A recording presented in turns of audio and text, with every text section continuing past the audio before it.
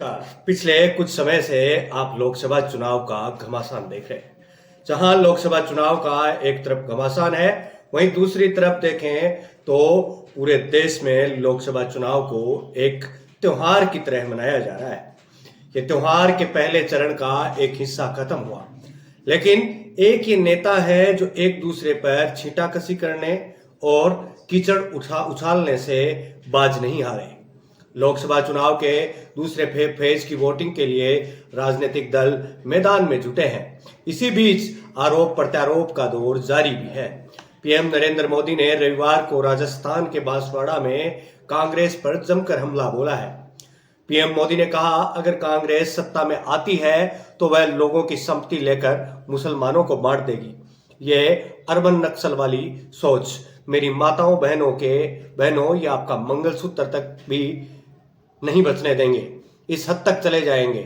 यही बात आपको सोचने की एक जरूरत है कि किसी पार्टी के लिए किसी पार्टी को एक इंडिकेट कर देना कि वो पार्टी एक जाति विशेष के लिए फायदे पहुंचाती है, तो वो कितना सही है।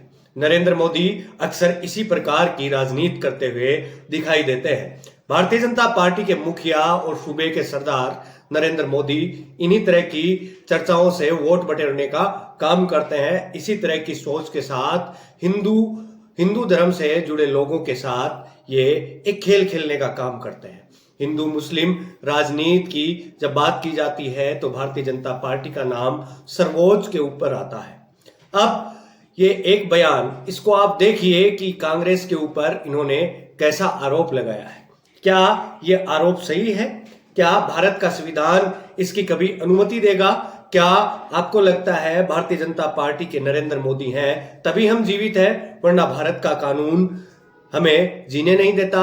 क्या भारत का कानून इतना लचीला है कि कोई एक राजनीतिक पार्टी किसी से कुछ छीन कर किसी जाति को दे दे? और यदि ऐसा है तो फिर भारत देश की स्थितियां बेहद खराब है। यदि आप ऐसा सोचते हैं कि यदि भारत के कानून की इतनी लच्चर व्यवस्थाएं है तो भारत में रहने का अधिकार तक नहीं है, तो यही बात है। वहीं अब बात आती है, ये एक कीचड़ उछाला नरेंद्र मोदी ने विपक्षी पार्टियों पर, और उन्होंने अर्बन नक्सल वाली सोच भी कहा। इन विपक्षी दलों को, जितने भी विपक्षी दल हैं, उन विपक्षी दलों को अर्बन नक्सल वाली सोच के लोग का। अर्बन नक्सल मतलब कि एक चीज समझ में आती है, जो वे आतंकवादी जो देश में रहकर उस देश के साथ गद्दारी करने का काम करते हैं। वहीं विपक्षी नेताओं ने भी पीएम मोदी के बयान का पलटवार कहा।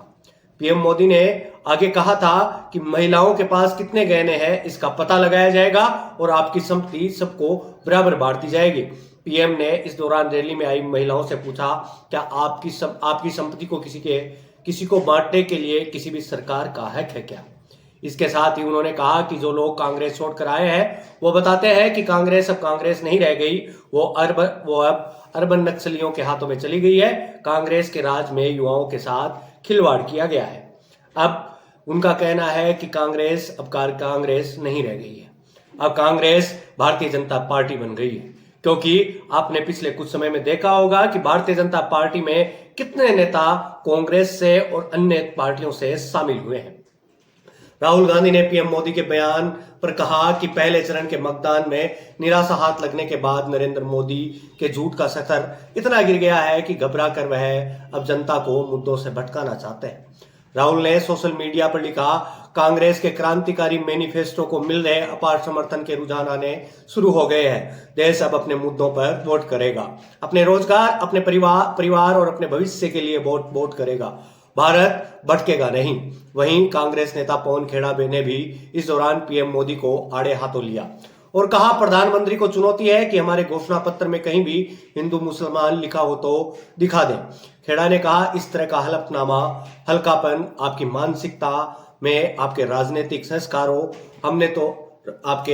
संस्कारों में है। हमने तो युवाओं, महिलाओं, किसानों, आदिवासियों, मध्यम वर्ग के परिवारों, श्रमिकों को न्याय की बात कही। आपको इससे भी आपत्ति है। वहीं शिवसेना यूबीटी सांसद प्रियंका चतुर्वेदी ने कहा कि पीएम मोदी की वीडियो क्लिप साझा नहीं करूंगी। मैं इससे और ज्यादा वायरल नहीं होना देना चाहती। उनका भाषण बेहद भ्रामक है, कंटेंट में गणना और जितना संभव हो सके उतना विभाजनकारी है। इसके साथ ही उन्होंने कहा कि यह तीसरे कार्यकाल की बात करने वाली पार्टी की भाषा नहीं बल्कि हताशा की भाषा है। हताशा की भाषा ही हो सकती है और चुनाव आयोग ऐसी नफरत और नफरत के खिलाफ किसी कार्यवाही से साफ तौर पर बच रहा है। अब ये किसी आप राजनीतिक पार्टियों के आरोप प्रत्यारोप की एक कहानी है। राजनीतिक पार्टियां एक पार्टी से दूसरी पार्टी पर छिटाकसी तो अक्सर करती दिखती हैं, लेकिन इस प्रकार की जातीय वैमनस्यता फैलाना कहां तक उचित है, यह आपको भी सोचना होगा। आप जिसे वोट कर रहे हैं वो वोट की चोट आप सही जगह पर तो मार रहे हैं कि नहीं। आपको भी इतना कलाकार, इतना मैकेनिक तो आपको बनना पड़ेगा कि आपके वोट की जो चोट है वो सही जगह पर ना जाकर लगे, क्योंकि आप लंबे समय से वोट करते आ रहे हैं। भारत जब से आजाद हुआ तब से आप वोट करते आ रहे हैं। आपको भारत को बदलने के लिए भारत के राजनीति को बदलना होगा। भारत की राजनीति बदलेगी तो भारत बदलेगा, भारत बदलेगा तो भारत की स्थितियां बदलेंगी, भारत की स्थितियां बदलेंगी तो विश्व में भारत को फिर से पूजा जाएगा।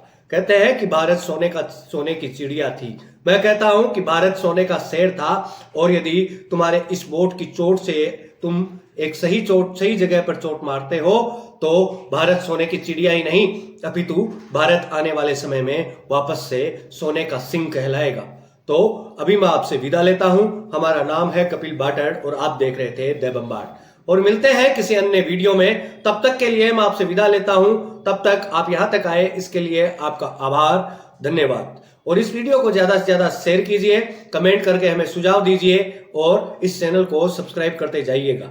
धन्यवाद।